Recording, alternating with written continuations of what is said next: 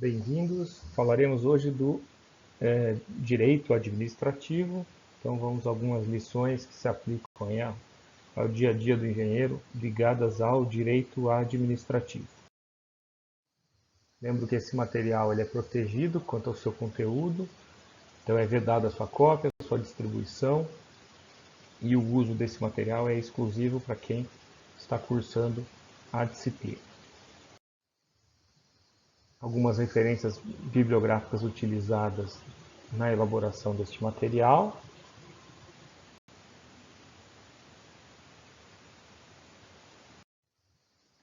Vamos então ao conceito de direito administrativo. Então, o direito administrativo é aquele conjunto de normas que regulamenta e regulam a atividade da administração pública. Então, falou em direito administrativo, a gente vai pensar em administração pública, pensando como objetivo atender ao interesse público, certo? Esse é o objetivo, atender o interesse público, mas seria a administração pública servindo de instrumento ao interesse público. Uma outra definição de Nohara é o ramo do direito público, então notem, não é um ramo do direito privado, como a gente vinha vendo o direito civil, o direito empresarial, o direito do consumidor, é o direito público que trata de princípios e regras que disciplinam a função administrativa e que abrange entes, órgãos, agentes e atividades desempenhadas pela administração pública na consecução do interesse público. Então, novamente destacado a administração pública como um instrumento do atendimento ao interesse público. Ele também tem seus próprios princípios, embora tendo todas as normas gerais do direito, né? Observe as normas gerais do direito que a gente já conversou. Há aqui diversos princípios específicos que são invocados muitas vezes quando ocorre a judicialização de processos, especialmente quando você vai falar de processos licitatórios. Então, é muito comum a gente invocar os princípios da administração pública ou aplicáveis à administração pública para poder defender, muitas vezes, interesses privados mesmo. Então, a administração pública, direta e indireta, e qualquer dos poderes da União, dos Estados, do Distrito Federal e dos municípios, obedecerá aos princípios. Então, esses seriam os principais: legalidade, impessoalidade, moralidade, publicidade e eficiência. A legalidade trata da questão de observar estritamente aquilo que está previsto na lei. Então, o administrador público ele está vinculado a fazer aquilo que está especificado em lei. Ele é obrigado a executar apenas aquilo que está previsto em lei, certo? Isso é o princípio da legalidade. O princípio da impessoalidade significa que ele deve tomar as suas ações sem considerar a pessoa que está sendo tratada ali, certo? Você não pode privilegiar ninguém, deve ser imparcial nesse tratamento com as pessoas. Então, a impessoalidade é isso, é você não levar isso para o lado pessoal do ponto de vista de esse é meu amigo, eu vou ajudá-lo, esse não é meu amigo, eu não o ajudo. Isso não pode fazer. Tem a ver com essa imparcialidade em relação às pessoas. O princípio da moralidade vai dizer que a gente precisa agir observando os padrões morais da sociedade, certo? Isso seria agir com honestidade, com correção, com um zelo, esse tipo de postura. Então, observar a moralidade na linha do que dizem os princípios éticos da sociedade. Publicidade seria você não fazer nada às escondidas, né? Todos os atos da administração pública devem ser publicizados, na medida que devem estar acessíveis a eventuais ações de fiscalização. O cidadão tem direito de saber o que o administrador público está fazendo, quando ele está gastando, onde ele está aplicando os recursos, e tudo observando o interesse público. Então, a publicidade é essa ideia de que você não pode fazer nada às escuras, você não pode fazer um edital de licitação que ninguém fique sabendo, você não pode contratar uma obra a portas fechadas sem uma ampla divulgação e participação de todos que tenham interesse, certo? Então, e a eficiência seria você bem aplicar o recurso público, né? No sentido de você fazer um bom proveito, ter uma ação administrativa eficiente e produtiva, né, que resulte em bons frutos os melhores possíveis. Essa seria a lógica. Tá? Então, isso está posto lá no artigo 37 da Constituição Federal. Por isso, eles seriam os principais princípios a serem observados. Há outros que vão estar na legislação, né, nas leis federais, e a gente já vai conversar sobre isso. Então, por exemplo, esses princípios que estão citados na Lei 8666, que é a famosa Lei das Licitações. Essa famosa Lei das Licitações, ela foi revista e neste ano de 2021 foi publicada uma nova lei, a 14133, no dia 1º de abril. Só que essa nova lei, ela ainda não revogou essa 8666. Então ela ainda está vigindo, ambas estão vigindo, por assim dizer, mas a 14133 vai ganhar eficácia somente daqui a 2 anos. Então o legislador optou por dar um período de adaptação aí à nova lei de 2 anos. Então a gente ainda está sendo ainda pauta os nossos processos licitatórios por essa lei que a gente vai conversar, que é a 8666. E vocês devem estar cientes que já está para entrar em vigor, nos próximos 2 anos, uma nova lei com novas regras que visam otimizar esse processo, ou melhorar esse processo. Tá? Então, diz a Lei 8666, a licitação destina-se a garantir a observância do princípio constitucional da isonomia, que seja tratar todos igualmente. A seleção da proposta mais vantajosa para a administração, olhando sempre para o interesse público, né? É vantajosa para a administração no sentido de que ela traz vantagens para a população. E a promoção do desenvolvimento nacional sustentável, e aqui sustentável no seu olhar mais amplo, né? E será processada e julgada em estrita conformidade com os princípios básicos da legalidade, então, que estava lá na Constituição, impessoalidade, moralidade, esses 3 a gente já conversou, da igualdade, que seria justamente você colocar as pessoas, ou tratar as pessoas igualmente ou em condições de igualdade, né? A isonomia nessa linha de colocar os dois em condições de igualdade, a igualdade propriamente tratando de tratar os diferentes da mesma forma, né, nesse sentido. E o princípio da publicidade, que a gente já conversou, o princípio da probidade administrativa, que tem a ver com você agir de uma maneira proba, de uma maneira correta, de uma maneira exemplar, do ponto de vista de não suscitar dúvidas quanto a não gerar suspeitas de que você está sendo desonesto, que há corrupção ou coisa do vale, você agir segundo dizem os princípios éticos, da vinculação ao instrumento convocatório, isso aqui é muito importante. Muitas vezes o judiciário recorre a esse princípio da vinculação ao instrumento convocatório para poder tomar um tipo de decisão. Isso pode ser um concurso público para uma vaga, isso pode ser um edital de licitação, e a tônica aqui é você entender que aquele instrumento convocatório, aquele edital de licitação, aquele edital do concurso é a regra estabelecida entre as partes. Então ele acaba prevalecendo em caso de dúvidas, em caso de conflitos, ele acaba prevalecendo em relação às outras coisas. Então, esse princípio ele passa a ser muito importante porque o que está escrito no edital de licitação, o que está escrito no edital do concurso é lei, é regra entre as partes. Também o princípio do julgamento objetivo, então é você tirar a subjetividade do processo, é você deixar de escolher a melhor obra a partir de uma entrevista onde o entrevistador vai dar a sua opinião sobre o que vai acontecer para poder trazer isso para o mundo dos critérios objetivos, do maior preço, do menor preço, da maior qualidade, menor qualidade, você tentar transformar critérios subjetivos em critérios objetivos de análise e de decisão. Então, isso é o princípio do julgamento objetivo e dos que lhes são correlatos. Então, isso está posto na lei e assim deve pautar a decisão da administração pública em processos licitatórios, especificamente, porque essa lei trata disso. Tá? Trazendo aqui o texto dessa lei nova, dessa lei deste ano, de abril. Então, na aplicação dessa lei, serão observados os princípios da legalidade, impessoalidade, moralidade, publicidade, eficiência, interesse público, probidade administrativa, igualdade. Então, tudo isso aqui a gente já tinha conversado.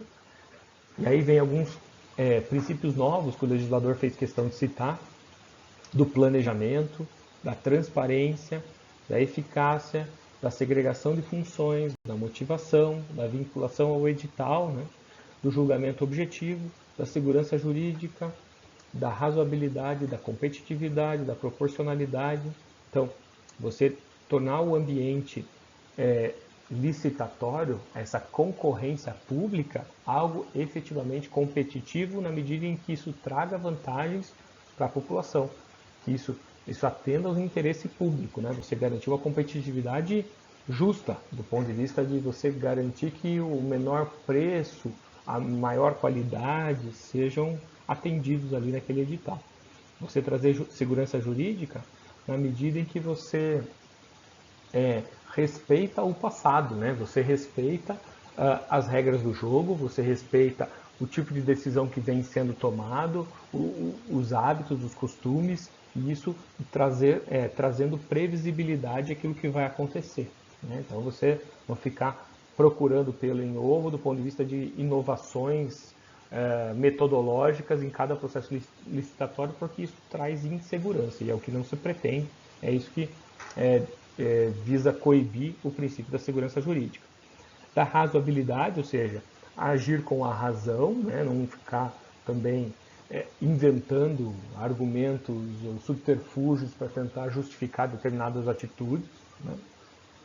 Da motivação, então todos os atos, todas as decisões devem ser motivadas, ou seja, tem que ter um motivo para cada uma delas, eu tenho que ser capaz de justificar aquilo que está sendo feito, eu, no caso, a administração pública, né? Eu, administrador público, tenho que ser capaz de justificar as minhas decisões, o que está sendo feito, o porquê está sendo feito, né? A transparência, no sentido de fazer tudo às claras, tudo com previsibilidade, com planejamento, delimitando que datas vão acontecer, que coisas, qual vai ser o procedimento, com base no que, depois dessa etapa acontece o que, tudo isso de uma maneira transparente, né? Obviamente buscando a questão da celeridade, fazer tudo isso o mais rápido possível, porque se entende que também o tempo desperdiçado custa à coletividade, custa ao público, né?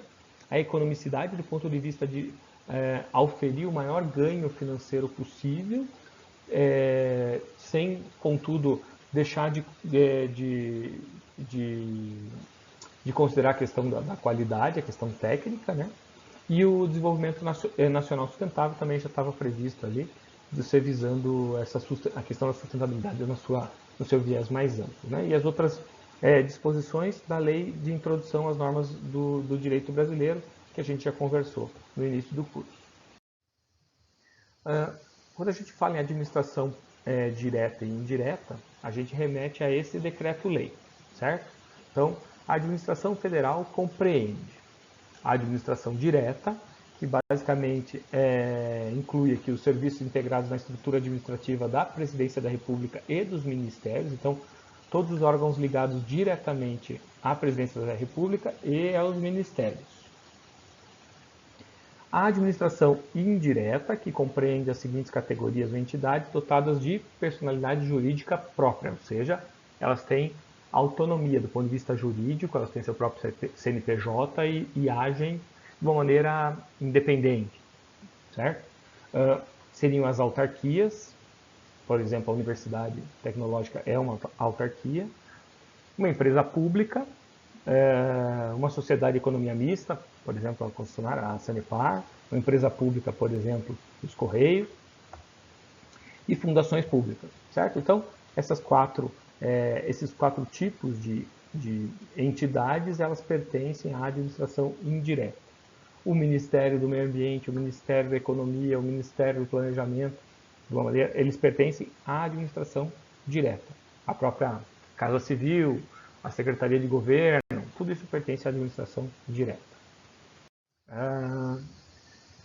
Então, a gente teria aqui, como exemplos da administração direta, a União, os estados da Federação, os municípios e o Distrito Federal, né? E as suas partes, componentes diria aí, secretarias, ministérios, Forças Armadas, Receita Federal, e tudo que está ligado diretamente a esses entes aqui, a esses nomes. E de uma maneira indireta, a gente teria os exemplos que eu mencionei. Por exemplo, autarquias, que seriam entidades criadas por lei. Então, existe uma lei que funda, que cria uma autarquia, e elas se prestam a exercer uma atividade típica da administração direta. Então, uma autarquia é uma pessoa jurídica que exerce uma atividade que é tipicamente da administração direta. E para isso ela conta com personalidade e autonomia administrativa, técnica e financeira. Por exemplo, a educação é uma obrigação da administração direta, por exemplo, do Ministério da Educação. E aí, o Ministério da Educação, através da presidência, cria uma autarquia, propõe uma lei, né, apresenta, o Congresso aprova essa lei, e aí a Universidade Tecnológica vai lá e realiza, executa uma parte desse plano de educação. Então, ela oferta a educação através dessa autarquia. Tá? Então, um exemplo, prestar o serviço de educação é uma competência da União. Quando a gente está falando de educação no nível superior, né, no terceiro grau, no nível superior, a gente tem uma autarquia fazendo essa função ali, como exemplo. Ainda a gente tem as empresas públicas, que seriam pessoas jurídicas prestadoras de serviço público ou atividades econômicas controladas integralmente pela União, Estados, municípios ou Distrito Federal, ou seja, um desses agentes ele é o dono, o proprietário, entre aspas, dessa pessoa jurídica, ele é como se fosse o sócio cotista único ali, o detentor das decisões dessa pessoa jurídica. É o caso da Caixa Econômica, da Infraero, da Embrapa, certo? Onde o governo, de uma maneira direta, ele possui poder pleno sobre essa pessoa jurídica. Empresa pública, ele é o único dono do empreendimento. Eu tenho ainda sociedades de economia mista, onde aí a administração pública ela vai ter sócios, certo? Por isso que é chamado mista. Então, são pessoas jurídicas prestadoras de serviço público ou atividades econômicas controladas parcialmente, a maioria através de ações, né? E aí, tendo como sócios majoritários, principalmente, a União, Estados, municípios e Distrito Federal. Exemplo, Petrobras, Sanepar, Banco do Brasil, são sociedades de economia mista. Fundações públicas, quando eu falar em fundação, como a gente já conversou anteriormente, fundação remete a um patrimônio, a um valor, a um montante de dinheiro ou de bens, certo? E esse montante desse patrimônio, ele é alocado para uma determinada finalidade. Então, eles nascem com a destinação de uma parte desse patrimônio, no caso aqui, por ser uma fundação pública, o patrimônio é público, com essa finalidade de realizar uma determinada finalidade específica. Por exemplo, a Fundação Nacional do Índio visa defender os interesses dos índios. A Fundação Biblioteca Nacional, defender os interesses da Biblioteca Nacional. E por aí vai, certo? Então, isso vai estar no escopo do seu instrumento de fundação, tá? Então, vai estar explicitado qual é a finalidade dessa fundação. Todas as fundações se prestam a isso, a uma determinada finalidade. E esse patrimônio ele vai ser todo gerenciado e o lucro, entre aspas, vai ser revertido para essa finalidade, tá? Contratos administrativos, como eu comentei, atualmente a gente está pautado nessa lei 8666 e ela vai dizer que um contrato administrativo é aquele todo e qualquer ajuste entre órgãos ou entidades da administração pública e particulares. Então, é um contrato como qualquer outro, onde de um lado eu tenho a administração pública e do outro lado eu tenho particulares. Então, a relação entre esses dois é regida por um contrato que a gente chama de administrativo. O que acontece ali? Assim como a gente já viu nos outros tipos de contrato, a gente tem um acordo de vontades. Então, as partes colocam suas vontades e ali se estabelece um vínculo. E estão estabelecidos deveres e direitos recíprocos, né? Obrigações que a gente chama de recíprocas. Características dos contratos administrativos. Então, ele é formal, necessariamente formal, então ele vai ser escrito, vai ter um rito para poder ser formado, ele tem elementos mínimos que garantem a sua validade, a sua existência. Ele é necessariamente oneroso, certo? Então, haverá ali uma remuneração desse particular, então ele vai ganhar um dinheiro da administração pública, uma remuneração. A troco disso, ele tem que prestar um serviço, né? Ele tem que fazer uma contraprestação, ele vai executar a pintura de uma escola, ele vai construir um hospital, ele vai fazer a capina de uma obra de uma estrada, a conservação de uma estrada. Então, uma contraprestação de serviço e a troco ele é remunerado. E a isso a gente chama de contrato tipicamente oneroso. O contrato ele é comutativo, porque a gente tem recompensas dos dois lados, os dois lados ganham, né? Um ganha com o serviço, o outro ganha com a remuneração, então nesse sentido ele é comutativo. E ele é intuito e personal, ele é pessoal, certo? Ele não pode ser transferido, aquela administração pública vai fazer o contrato com aquela pessoa, e somente aquela pessoa pode executar aquele serviço. Então ele é personalíssimo do ponto de vista de somente aquela pessoa pode executar as garantias daquele contrato, né? Somente ela pode prestar aquele serviço. Tá? Então ela é a responsável por aqueles direitos e aqueles deveres. Tá? Está posto da seguinte forma: constitui motivo para rescisão do contrato o atraso superior a 90 dias, e aí nós estamos falando em rescisão do contrato, né? Acabou o contrato. Atraso superior a 90 dias dos pagamentos devidos pela administração decorrentes de obras, serviço ou fornecimento ou parcelas destes, já recebidos ou executados, salvo em caso de calamidade pública, grave perturbação da ordem interna ou guerra, assegurado ou contratado o direito de optar pela suspensão do cumprimento de suas obrigações até que seja normalizada a situação. Então, ele pode eventualmente suspender, mas o contratado teria o direito de rescindir o contrato com 90 dias do não pagamento pela administração pública. Então, é isso que está posto lá, mas a regra é isso aqui, você não pode suspender o contrato. O controle do contrato, então, a administração pública tem o dever de supervisionar, acompanhar, fiscalizar e intervir na execução do contrato para garantir o seu fiel cumprimento. Por isso que não raramente você vai ser contratado para executar uma obra e vai ter uma outra empresa contratada só para te fiscalizar, do ponto de vista, e é isso a gente não chama de fiscal, a gente chama de supervisão, né? Então, muitas vezes a gente tem três partes no contrato administrativo.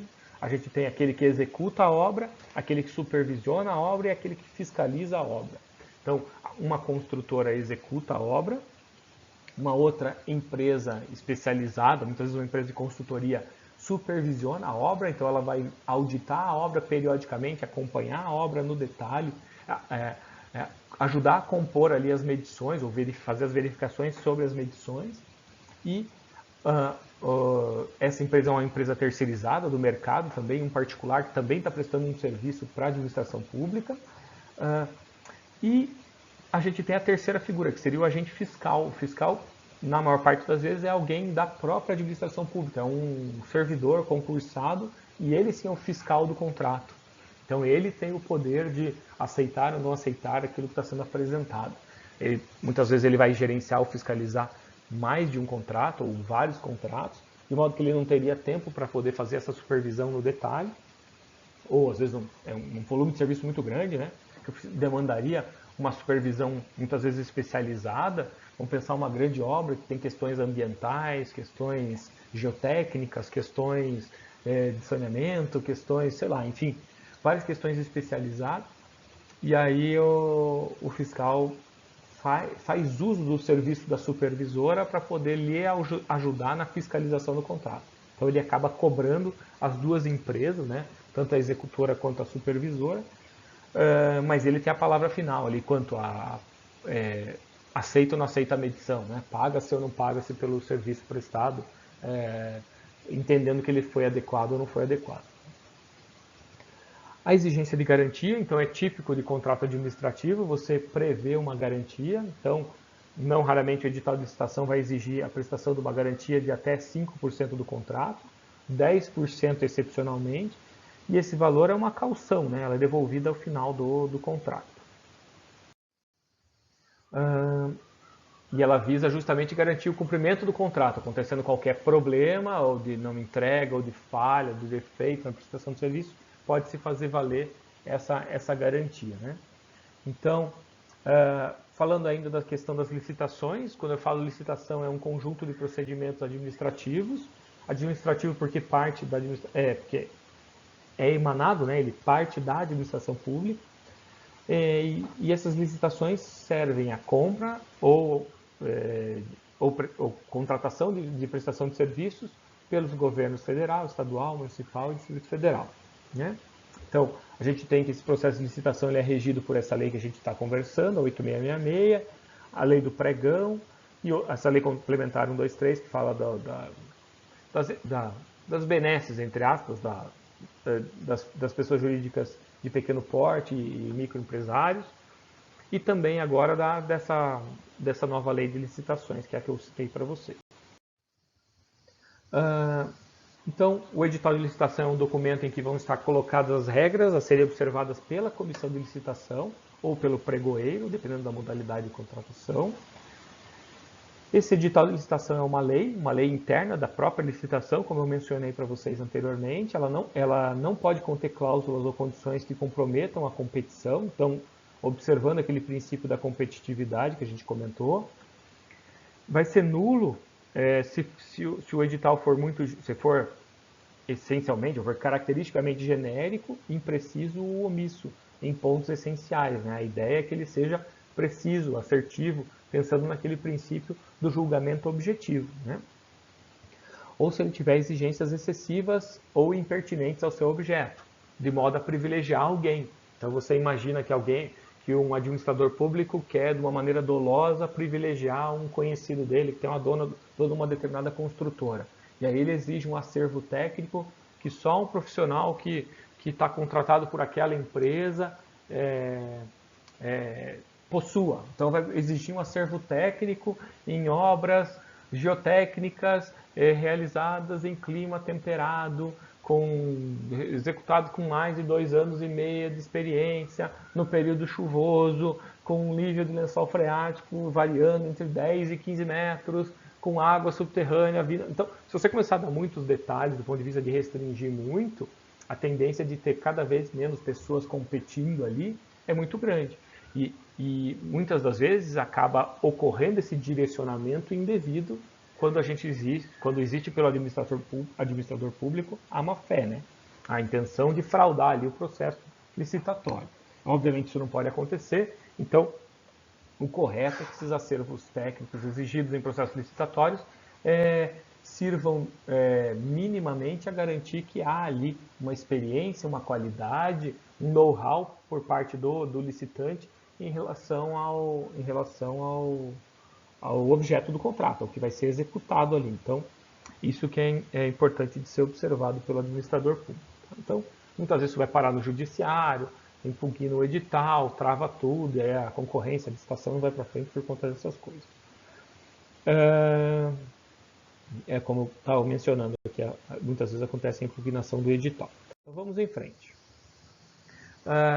Existem algumas modalidades, né, de como a administração pública contrata serviços e obras. São elas concorrência, tomada de preço, concurso, convite, leilão e mais recentemente o pregão. A Lei 8666 era de 93, como vocês podem notar. A Lei do Pregão é de 2002. É a referência de onde eu peguei. Quando a gente fala em concorrência, a gente está tratando dessa modalidade da qual podem participar quaisquer interessados que na fase de habilitação preliminar comprovem possuir os requisitos mínimos de qualificação exigidos, certo? No edital para execução do projeto do contrato. Eu quero contratar uma empresa para cortar a grama da universidade, certo? Então, eu vou lá e faço um processo de concorrência. Então, todo mundo que comprovar que tem experiência prevista no edital, sei lá, tem que demonstrar que já cortou 6 mil metros quadrados de grama. Todo mundo que comprovar que já cortou 6 mil metros quadrados de grama pode participar do processo. Tá? Então, essa é a lógica, é uma concorrência ampla e restrita, visando o menor preço, visando o maior número de interessados, visando de modo que esse processo licitatório seja vantajoso ao interesse público, à coletividade. Outra possibilidade é contratar-se através de tomada de preços, que é uma modalidade realizada entre determinadas pessoas, certo?